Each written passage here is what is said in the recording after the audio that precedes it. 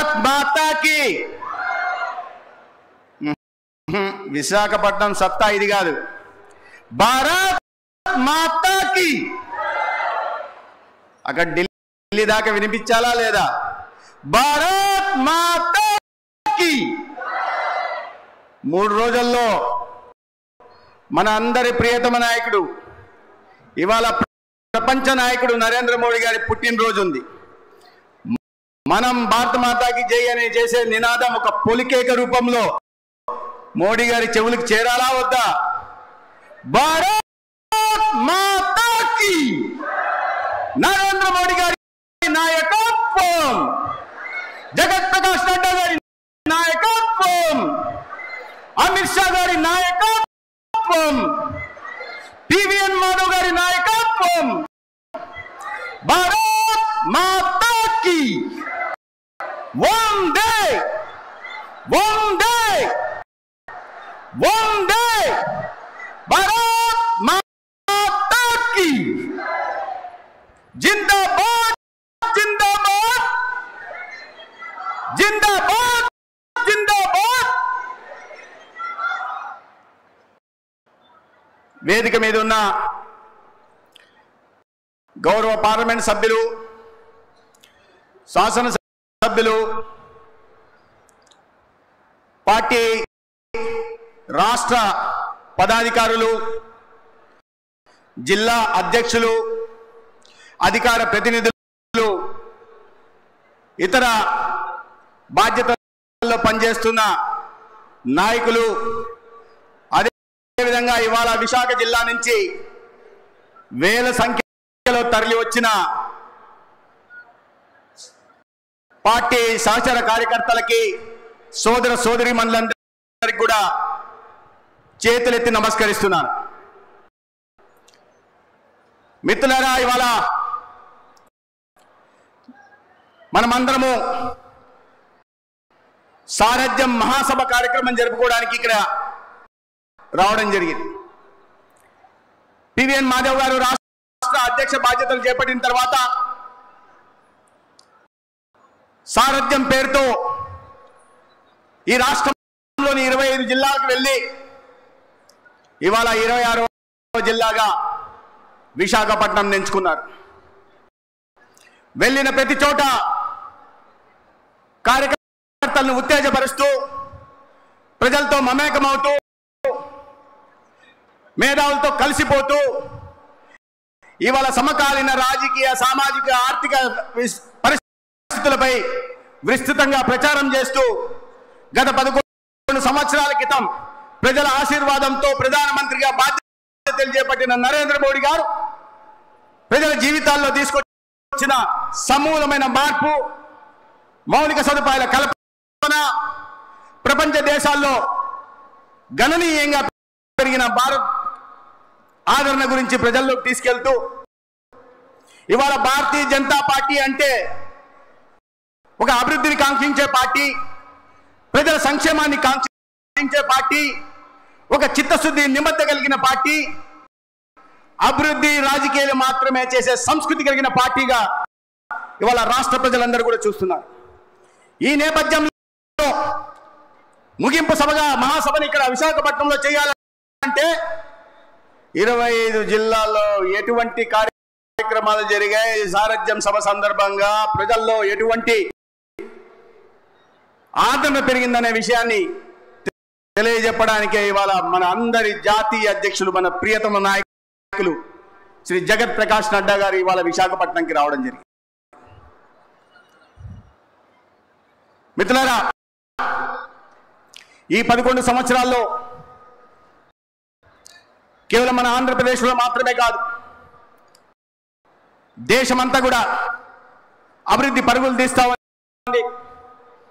అనేక రకాల సంక్షేమ పథకాలు తీసుకొచ్చి ఇవాళ సబ్కా సాత్, సబ్కా వికాస్, సబ్కా విశ్వాస్ పేరుతో ప్రజలందరి జీవన ప్రమాణాలు పెంచుతూ, దేశ ఆర్థిక వ్యవస్థని పటిష్టపరుస్తూ, ఇవాళ ఎక్కడో 11వ స్థానంలో దివాలా తీసిన ఆర్థిక వ్యవస్థని వారసత్వంగా తీసుకొని కూడా ఒక అద్భుతమైన నాయకత్వ పటిమతో, ఒక దార్శనికతతో, ఒక నిర్మాణాత్మకమైన చర్యలతో, నిర్ణయాత్మకమైన నిర్ణయాలతో ఇవాళ భారతదేశాన్ని 11వ స్థానం నుంచి ప్రపంచంలో అతి పెద్ద ఆర్థిక వ్యవస్థల్లో 4వ స్థానానికి తీసుకెళ్లడమే కాకుండా 2030 నాటికి ప్రపంచ దేశాల్లో 3వ అతిపెద్ద ఆర్థిక వ్యవస్థగా తయారు చేస్తూ రాబోయే 2047 నాటికి ఎప్పుడైతే మనం స్వాతంత్రం సిద్ధించి 100 సంవత్సరాలు పూర్తి చేసుకుంటున్న సందర్భంగా వికసిత భారత్ పేరుతో ఆ భారత్ ని మళ్ళీ విశ్వగురుగా ప్రపంచం ముందు ఆవిష్కరిస్తూ ప్రపంచంలోనే అతిపెద్ద ఆర్థిక వ్యవస్థల్లో మొదటి స్థానానికి తీసుకెళ్లడం కోసం మన దార్శనికత కలిగిన నాయకుడు నరేంద్ర మోడీ గారు ప్రయత్నం చేస్తున్నారు. దాంట్లో భాగంగా మన కూటమి ప్రభుత్వాలు కూడా రాష్ట్రాల్లో ప్రయత్నం చేస్తున్నాయి. ఇటువంటి అద్భుత నాయకత్వం రాష్ట్రంలో ఏమేమి అభివృద్ధి కార్యక్రమాలు జరిగాయనే విషయాన్ని మన రాష్ట్ర అధ్యక్షులు కానీ జాతీయ అధ్యక్షులు కానీ తెలియజేస్తారు. ఈ సంవత్సర కాలంలో 15 నెలల కాలంలో ఎన్నికల సందర్భంలో మనం ప్రజల దగ్గరికి వెళ్ళి మీరు నరేంద్ర మోడీ గారిని చూడండి, నరేంద్ర మోడీ గారిని ఆశీర్వదించండి. రాష్ట్రంలో కూడా కూటమి ప్రభుత్వం వస్తుంది.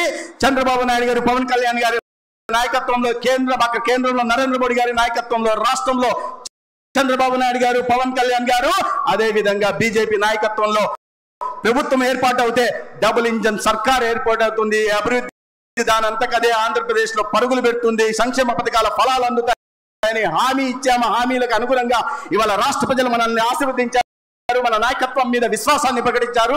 దానికి అనుగుణంగానే ప్రజల మనోభావాలకి, ఆశలకి, ఆకాంక్షలకి అనుగుణంగా ఇచ్చిన ప్రతి హామీని నెరవేరుస్తూ ఇవాళ ఆంధ్రప్రదేశ్ అంటే అభివృద్ధికి మారిపేరుగా కూడా ఇతర రాష్ట్రాల ముందు మనం నిలబెట్టగలుగుతున్నాం.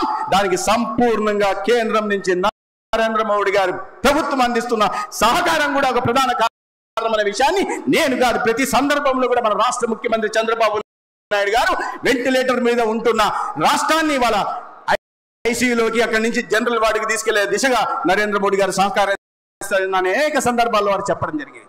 5 సంవత్సరాలు జరిగిన విధ్వంసం నుంచి కోలుకొని మళ్ళీ రాష్ట్రాన్ని అభివృద్ధి పథంలోకి తీసుకెళ్లడం కోసం అనేక రకాల ప్రయత్నాలు జరుగుతున్నాయి. దాంట్లో భాగంగానే మన కూటమి ప్రభుత్వం రాష్ట్రంలో కూడా చెప్పినట్టుగా ప్రతి హామీని నెరవేర్చే ప్రయత్నం చేస్తా ఉన్నాం. దాంట్లో భాగంగా సామాజిక పెన్షన్ని ఆర్థిక ఇబ్బందులు ఉన్న నేపథ్యంలో కూడా 10,000 కోట్లను అదనంగా ఇస్తూ 33,000 కోట్లను 65 లక్షల మందికి ఇవాళ సామాజిక పెన్షన్లు, అది వృద్ధులు కావచ్చు, వితంతులు కావచ్చు, ఒంటరి మహిళలు కావచ్చు, లేదా దివ్యాంగులు కావచ్చు, అందించే ప్రయత్నం చేస్తున్నాం.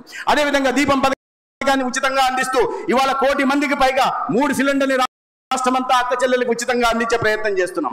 అన్నదాతల జీవితాల్లో వెలుగులు నింపడం కోసం కేంద్ర ప్రభుత్వం 6,000 పెట్టుబడి సాయం అందిస్తుంటే దానికి అదనంగా మన కూటమి ప్రభుత్వం రాష్ట్రంలో 14,000 కలిపి 20,000 రూపాయలు 49 లక్షల మంది అన్నదాతలకి పెట్టిన పెట్టుబడి సాయం కింద ఇవాళ రాష్ట్రంలో అందించే ప్రయత్నం చేస్తున్నాం. తల్లికి వందనం అనే మాట హామీ ఇచ్చిన నేపథ్యంలో ప్రతి పిల్లకి 15,000 ఇస్తామని ఇచ్చిన హామీని నెరవేరుస్తూ ఇవాళ తల్లికి వందనం పేరుతో 10,000 కోట్లని కూడా రాష్ట్రంలో 68 లక్షల మంది విద్యార్థులకు అందజేసే ప్రయత్నం కూటమి ప్రభుత్వం చేస్తా ఉంది.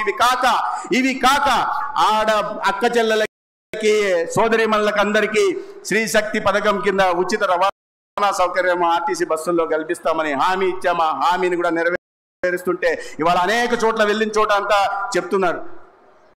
ఎటువంటి సౌలభ్యం కలిగిందయ్యా అంటే అప్పుడప్పుడు చాలా మంది అక్క చెల్లెళ్ళు ఇక్కడ ఉన్నారు, చాలా మంది అక్క చెల్లెళ్ళు ఉన్నారు. ఎటువంటి సౌలభ్యం కలిగిందయ్యా అంటే అప్పుడప్పుడు విశాఖపట్నం నుంచి కాకినాడలో ఉంటున్న అమ్మగారిని చూసి రావాలంటే కొద్దిగా కష్టంగా ఉండేది. ఇప్పుడు ఉచిత బస్సు కారణంగా కావాలంటే 3 రోజులకు ఒకసారి వెళ్తున్నాం. మరీ నచ్చితే పొద్దున పోయి మళ్ళీ అమ్మని చూసి సాయంత్రం వచ్చేస్తున్నామని.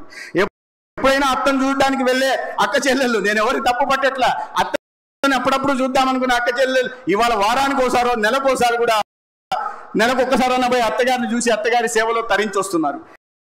ఆడపడుచుతోనో తోడి కోడలతోనో గొడవ పడాలంటే ఫోన్లో గొడవపడాల్సిన పరిస్థితి లేకుండా ఇవాళ నేరుగా బస్సు ఎక్కి ఆ ఊరికి అనకాపల్లి వెళ్ళి ఆడపడుచుతో తోడికోడలతో గొడవపడి రావడానికి అవకాశం కూడా లభించింది. ఇవాళ నేను ఆ పని చేయమని నేను చెప్పట్లే. ఇవన్నీ కాకుండా ఉదయం మెరుపుకల సినిమా విశాఖపట్నంలో చూసి, మధ్యాహ్నం మేఘ సందేశం సినిమాని టీవీ సీరియల్ని అనకాపల్లిలో చూసి, సాయంత్రం కార్తీక దీపాన్ని రాజమండ్రిలో చూసి కూడా రావడానికి అవకాశం కలిగింది.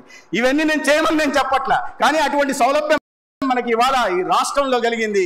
ఇటువంటి ఎందుకంటే కేంద్రంలో, రాష్ట్రంలో మనం చెప్పిన విధంగా డబుల్ ఇంజిన్ సర్కారు నరేంద్ర మోడీ గారి సహకారంతో, ఆశీర్వాదంతో ఏర్పాటు అవుతే ఈ రాష్ట్ర రూపురేఖలు తీర్చి చూపిస్తామని చెప్పి మనం మాట ఇచ్చాం.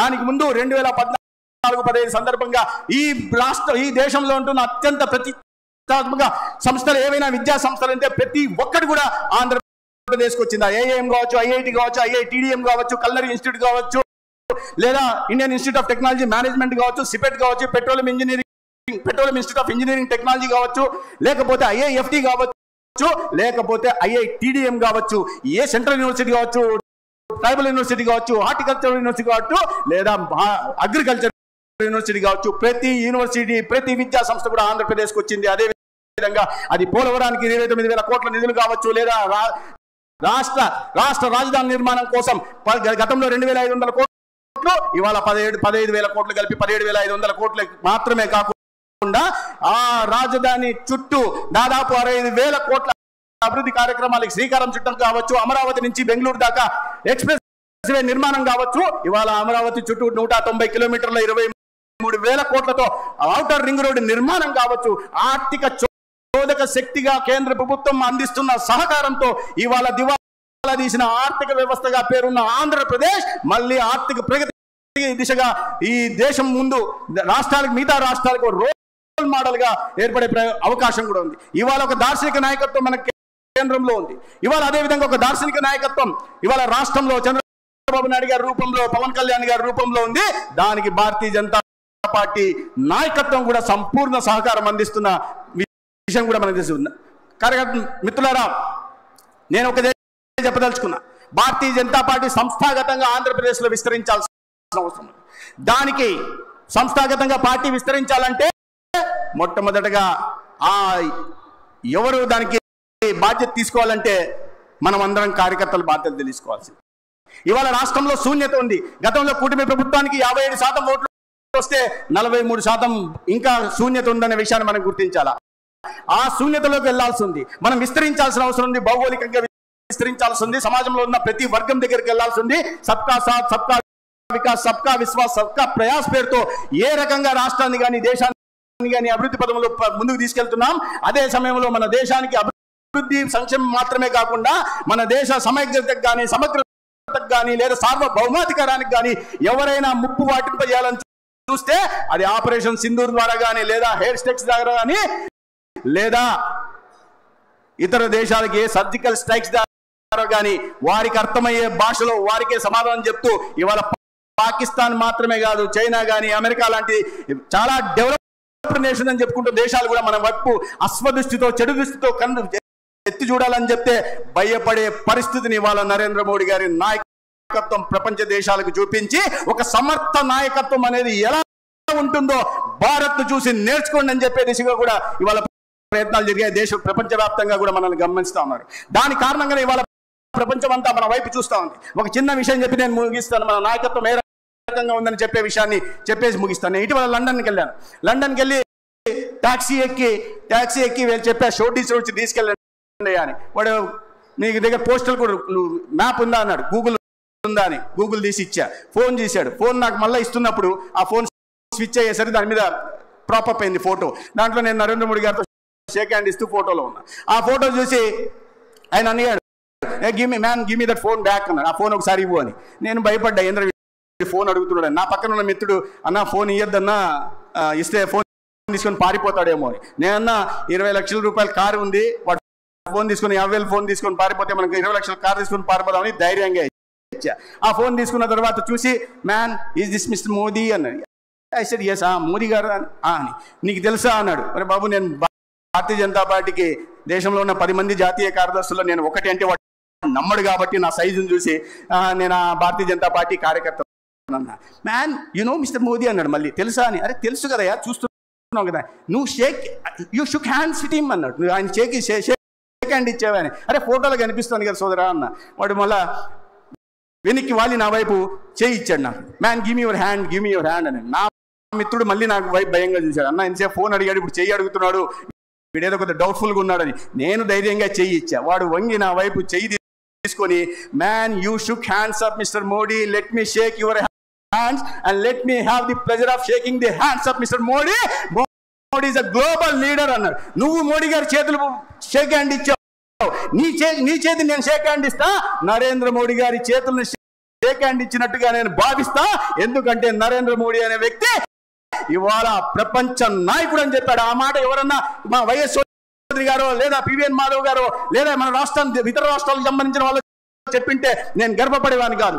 ఆ మాట వచ్చింది. మనం 300 సంవత్సరాల పాటు బానిసలుగా చూసి మన దేశ సంపదను లూటీ చేసిన బ్రిటిష్ దేశానికి సంబంధించిన ఒక తెల్ల పౌరుడు, ఒక డ్రైవర్ ఇవాళ మీ దేశ ప్రధాని, ప్రపంచ నాయకుడు, ఆయన అంటే నాకు గౌరవం అంటున్నాడంటే ఎటువంటి సమర్థ నాయకత్వం మన దేశంలో ఉంది, ఎటువంటి సమర్థ నాయకత్వం ఈ దేశాన్ని అభివృద్ధి పదంలో నడిపిస్తుందనే విషయాన్ని మనం గుర్తుపెట్టుకోవాలి.